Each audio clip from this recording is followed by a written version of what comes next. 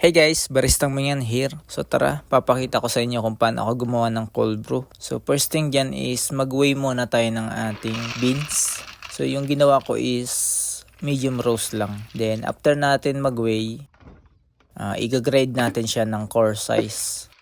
So ibig sabihin ng coarse, hindi siya ganun kapino. Medyo malalaki siya.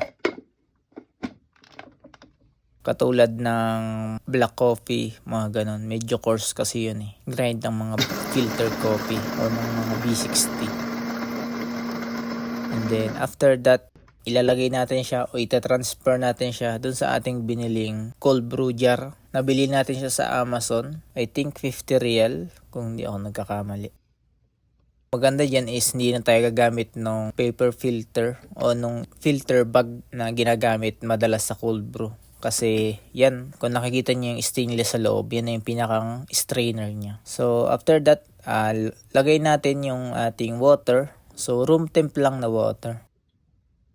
Hanggang dun sa level ng water na kailangan natin. So yung ginawa ko is 600 ml.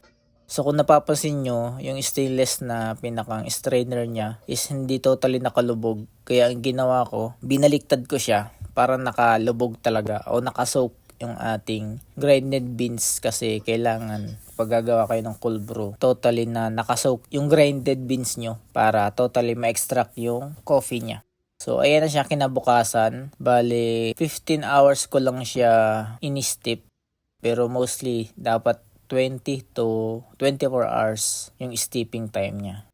So tara, gamitin agad natin. Gawa tayo ng drinks. So yung ginawa ko is vanilla cold brew. So lagay lang tayo ng vanilla syrup and then yung cold brew natin, ice and then milk. Yun lang, follow for more.